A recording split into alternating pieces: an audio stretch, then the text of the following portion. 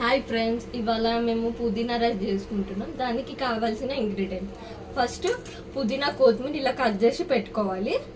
తర్వాత పచ్చిమిర్చి రైస్కి సరిపడా, ఆనియన్స్, ఆకు, లవంగం, పట్ట, సాజీరా, బండ పువ్వు, ఇలాచి, కొత్తిమీర, పచ్చిమిర్చి కలిపి 3 పేస్ట్ చేసుకోవాలి.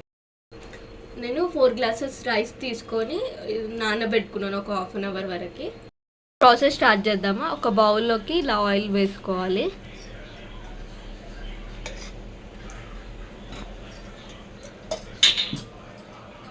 తర్వాత అది కొంచెం హీట్ అవ్వాలి. ఆయిల్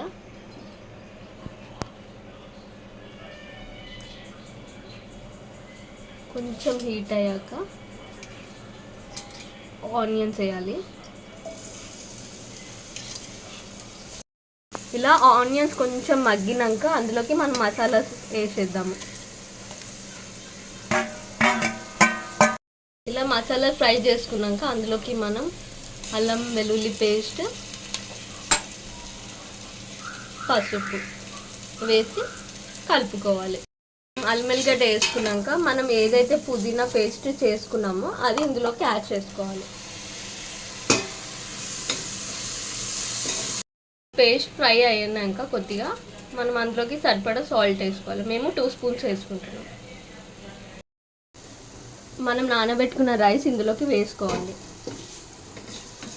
రైస్ కలుపుకున్నాక మనం 1:2 వాటర్ తీసుకోవాలి.